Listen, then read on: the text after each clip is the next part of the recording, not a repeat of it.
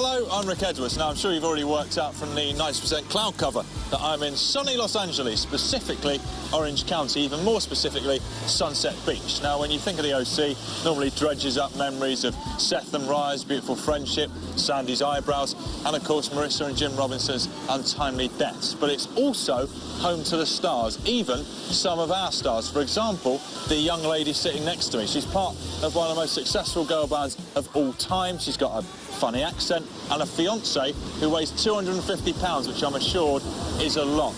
It is, of course, Nadine Coyle. Hello. Nadine, how are you? Very good. Nice introduction there. The funny accent thing. No, nice well, to go there. Well, listen to it. You've got a funny accent. We have an accent. Well, I've got an accent. I speak the Queen's English. Oh, right, okay. Come on, you can't. I won't argue with you there. We'll let that one lie. You should do. You should do. So, here you are, in LA. Yes. Going solo. Yes. On your own. How is it? It's good. I mean, usually the weather's much better here, so I'm sorry. I'm sorry. Come and talk to Nadine in Los Angeles. I was like, well, I've packed my shorts, vest, sunglasses. I'm freezing. Me too, look at us. Digging my feet into the sand for warmth. Heat ourselves up. I know it's not usually like this, but because I said I was going to do something on the beach, the kind of the powers that be made it be like this. So the debut single is Insatiable. I love the video, but when I watched it for the first time, I did have a beef with it, which was too darn sexy. Then I hear that apparently the original had to be re-edited because it was too darn sexy. No, that's not true. What happened was the original came through, and how I wanted it cut was really fast, so it moved from the band scenes to me by myself to black and white, and it was all so fast. So then it went to a thing called the Harding test. Harding? Not the Sarah Harding test. Not the Sarah Harding, a different Harding test, which meant that it was to do with people with epilepsy and stuff like that, and it moved too fast. So they had to slow the video down and take out all the fast-moving bits, and then it was eligible for TV. It had nothing to do with being too sexy. It wasn't too sexy? No. I also heard that you hurt your neck doing a video from swinging your hair so hard. Yeah. That's quite impressive. Yeah, that happened. You know when you don't warm up? And I was thinking about it, and I was like, okay, I've got to do Insatiable, and it's such a big song.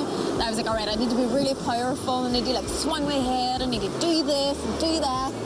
And no warming up, and then the next day, I felt the pain. I went to get up, and I was like, ah, and it was just one of those. I'm swinging my head so hard. And I made the fatal mistake of telling the stylist was American, so she was getting the clothes in.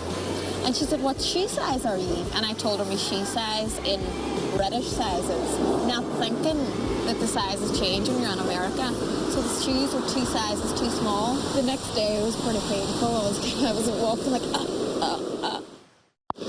My favourite bit of the video is where your voice goes all deep, and you do it the scary eyes and just say insatiable.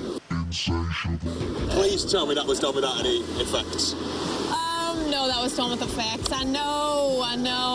I can't go down that low. Can you do it? Give me your everything. Okay, let's... Yes, don't swing the head too hard. Sorry, yeah, I haven't warmed up. Insatiable. Was that good? Was that good? I mean, to be fair, it needs the effects. Yeah. The video, you don't really do much dancing. Yeah. And looking back over your efforts in Girls Aloud videos, never did a lot of Dance to Your Nose either. Is this because you can't dance? Is this the rage against the dancing? Well, no, we done a lot of dancing in Girls Aloud. Most of our diary was taken up by choreography. But for me, I was never really that into dancing. Like, I think if you're going to dance, it should make you look more attractive, not make you look like you're in an aerobics class. You know what I mean? Okay. And there's a lot of, like, aerobics type moves, and I used to be like, oh God. Not for you, basically. Not for me. I would rather sing a song. You were offered a place on the US version of Strictly Come Dancing. Yeah. It's called Dancing with the Stars. Dancing with the Stars. Why didn't you take it? Because? Yeah, for the obvious reasons. I would just ruin a place for somebody who would actually have a good time. I'm not the right personality for that type of show. Get to wear some nice frocks, though. Lovely frocks, you know, a lot of sequins. Yes. It would have been like being back in Gears Delight. Yes, it would have been.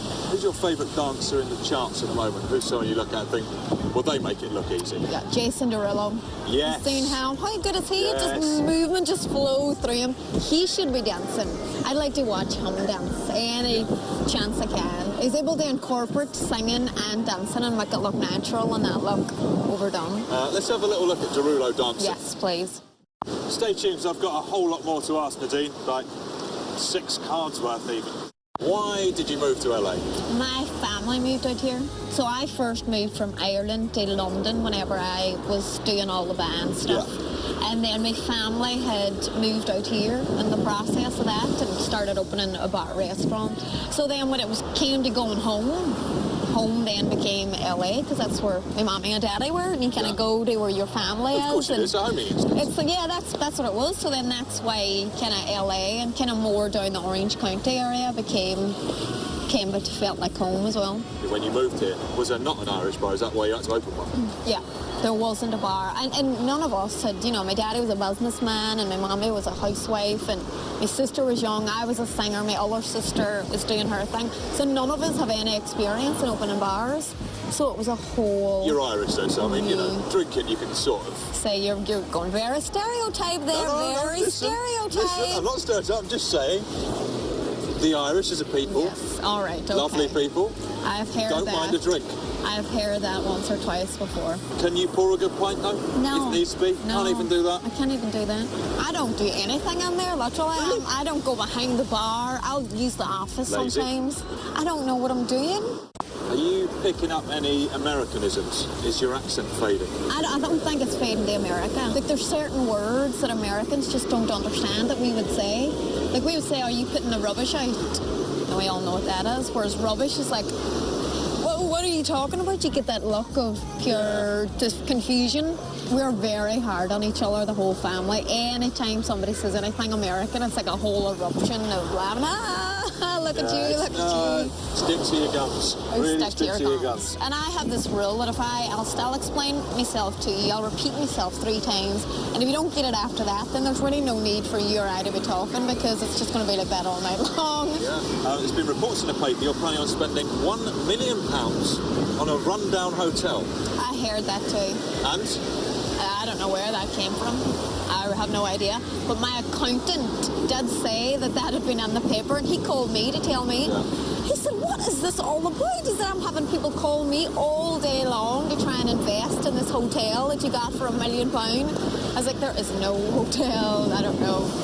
One of those things, paper talk. Now, when you're kind of missing, you know, be it London, be it Derry or whatever, is there a song that kind of lifts your spirits? Yes. Reminds you of home? Definitely. LaRue. Yeah. Bulletproof. Good song. Every time like, I'm on the radio and it comes on, I'm like, oh, over here? Really? So that makes me think of home. Okay, well, we can have a look at that. So I think it's fair to say that you've had one of the busiest periods of your life recently. You've gone solo, you're living in the States, you've got engaged to an American football player, Jason Bell. How did he pop the question? Down on one knee?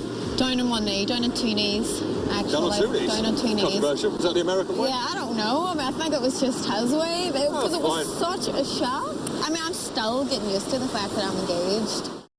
Stay tuned, 'cause I've got a whole lot more to ask Nadine, like 6 cards worth even. What kind of wife will Nadine Bell be?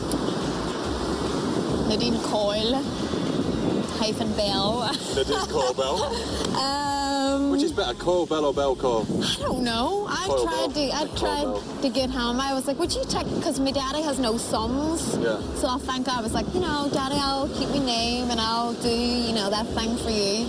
So I'm trying to convince Jason to take the name Coyle, which is not going so well. Interesting. Kimberly said that she thought you were the last person who would get married. Why'd you say that? I don't know. Why would you say that? You said it. I don't know.